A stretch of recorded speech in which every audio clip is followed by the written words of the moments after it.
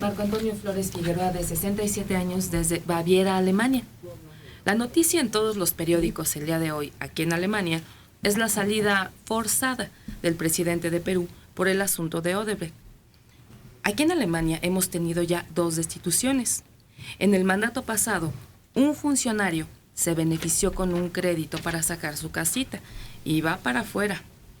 En este mandato, la secretaria de Educación, muy amiga de Angela Merkel, por cierto, también fue destituida porque se le descubrió plagio en su tesis. Y yo me pregunto, ¿para cuándo en México? Fraudes, plagios, robos descarados, corrupción a todas luces, y no pasa nada. Bueno, esperemos que cambie el sexenio, a ver si también esa situación sufre una transformación. Pero es que vemos eso y no lo demás. ¿Cuánto paga usted de impuestos en Alemania? ¿Pagamos los mismos aquí? No, señor. ¿Nos comportamos igual en Alemania que aquí? No, señor. El compromiso no es de los gobernantes, sino de los gobernados, tampoco es el mismo. Y los puestos de quienes deciden a quién perseguir y a quién juzgar, y los jueces no dependen de ese poder central. Esa es la diferencia. Por eso aquí jamás se tocará ni con el pétalo de una gallina al presidente por lo de Odebrecht. Sí, no.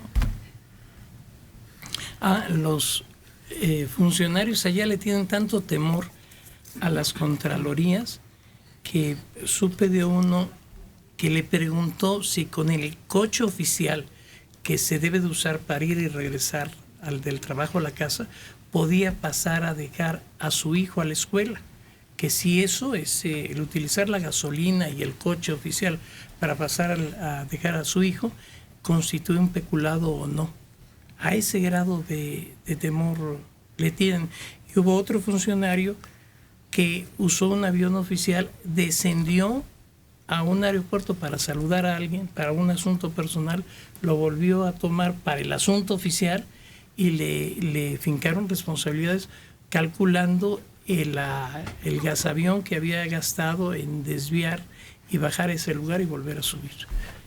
Pero sí, la obediencia de los reglamentos de tránsito son tan estrictos, tan diferentes y tan eficientes para el uso de la población, que hay una distancia de allá a China. Claro, y pensamos que Alemania es una ciudad perfecta y que funciona. Y no, también hay vagos en las calles, también hay baches, también hay corrupción, solo que allá destacan algunos hechos, pero no es cierto. Y hay congestionamiento en los sistemas de transporte colectivo. También hay empujoncitos para meterse. Entonces tampoco ni es tan malo aquí, porque además somos más felices que los alemanes, fíjese. Y está comprobado. Eso sí, hay una flacidez entre nosotros porque vives tranquilo. No es una vida tan estricta ni tan sujeta a las disposiciones estas. Es de admirar si vives allá. Claro. Pero en comparación con la vida en México, es mucho más tranquila aquí. Dice, no, amigo, no hay borracho que no sea feliz de saber que por 100 pesos el policía me va a dejar ir a mi casa. De Coyoacán, Julio López Zamora, 46 años. Creo que ya perdimos a Héctor y a Manelik por defender al gobierno. Dicen que aquí vivimos más tranquilos. Con este caos e inseguridad, yo creo que no tienen ni idea de lo que es la vida en un país primermundista. Lo que es la verdadera tranquilidad, y no, Manelik, el hecho de que paguemos menos impuestos, porque ganamos menos y nuestra moneda vale menos. No le da derecho a los políticos a robarnos y no proveernos de lo básico. Pero nadie dijo tranquilidad. Primero, yo no. Dije felicidad. Hay una diferencia De Y aquí, en eso hay una encuesta mundial que señala eso, que por alguna inexplicable razón los mexicanos son más felices que la mayor parte de los europeos. ahora, claro que yo no sé lo que es vivir en un país de primer mundo, ni los conozco, nada más por menciones. Postales que Sí, te han llegado. para vivir ahí necesita uno vivir 20 años y entonces uno acostumbrarse y saber, porque tampoco esa gente que va una semana y ya dice, ya conozco Alemania, no es cierto, ¿eh? Es muy difícil. Y luego dice, pagamos menos impuestos porque nuestra moneda vale menos. No, proporcionalmente ellos pagan más. Ganan más, pagan más. Proporcionalmente, sin pensar si son 1,000 pesos o 10,000, el porcentaje que pagan ellos de impuestos es muy superior al de nosotros, sin tomar en cuenta la cotización. A ver, yo quisiera señalar nada más que qué mente tan retorcida de Julio López Zamora, porque está señalando que lo que dijimos es una defensa del priismo. Es que pasa con lo mismo que con los que atacan a los gays, ¿no? Que en el fondo, muy en el fondo, ellos lo son. ¿Es priista de Yo creo que es un priista de closet y lo ha tratado de reprimir freudianamente y resurge con ataques como este, refiriéndose a cosas que nada tienen que ver con el PRI. ¿Cómo es posible, Julio, que usted piense que defendemos al gobierno con una cosa tan ajena, tan supuestamente análisis o una ojeada a otros países y otros sistemas de gobierno? Viven en un estrés permanente. Sí, debe ser. Tienen que les pagan muy bien en sus trabajos, pero tienen una serie de cargas que tienen que cumplir y se las ven negras para lograrlos. Bueno, pues, Ya no digamos las cargas. El puro clima. El puro clima lo somete a un estilo de vida completamente distinto que nosotros no sabemos. Bueno, en Cuernavaca ni suéter te compras. O aquí mismo en la Ciudad de México, no hay cambios. a ver, a propósito de esta llamada de alguien que nos acusa de defender al gobierno. A ver, aquí hay datos contra nuestro país y contra el gobierno que maneja las cosas en este país. El número de pobres en México creció en 3.9 millones entre 2008 y 2016. Esto es parte de la contabilidad que lleva el Consejo Nacional de Evaluación de la Política de Desarrollo Social, Coneval, al pasar de 49.5 millones a 53.4 millones. A unos meses de que concluya la actual administración, el secretario de Desarrollo Social dijo: cerraremos con buenas cuentas el combate a la pobreza. Sin embargo, las cifras frías habla que el número de pobres en México creció cerca de 4 millones entre 2008 y 2016. Pero van a regañar por defender al gobierno. No es que se estén generando pobres por los manejos de la economía, sino que nacen gente y nacen en la pobreza. Son hijos de gente que ya vivía en la pobreza y que se vinieron a agregar. No es que haya una política errada en el manejo de la economía, no es que se hayan generado y hayan pasado. Sí hay una diferencia entre la clase pobre y la alta, que se desvanece cada día más, dicen la clase media. pero no son pobres generados por el gobierno tal cual. Todos, no todos. Claro, hay algunos, pero no todos. Subió la pobreza y bajó la pobreza extrema. Si uno analiza la historia de este país, a partir de que se impuso el modelo de economía liberal, siempre los pobres han sido entre el 40 y el 45% de la población. Es decir, en tanto que no cambie el sistema, no va a cambiar el porcentaje de pobres. Va a variar, las variantes van a ser muy pequeñas, pero siempre va a seguir la misma porque el problema es el sistema, el problema es un sistema que produce desigualdad social y que tiene poca permeabilidad. Es decir, es difícil que un pobre pase a ser rico. Pues esas cifras se han manipulado y cuando hay cambio de sexenio, de inmediato alega el nuevo presidente que uno de sus objetivos primordiales es combatir o acabar de plano con la pobreza, lo que prácticamente resulta imposible, pero sobre todo recientemente cuando se descubrió que dos instituciones dedicadas a dar apoyo a la población tenían movidas chuecas extrañísimas. Y eso detuvo el crecimiento, porque ese dinero aplicado en las familias hubiera generado una circulación de capital y un pues aumento del bienestar en esa población. Porque también nos engaña el gobierno.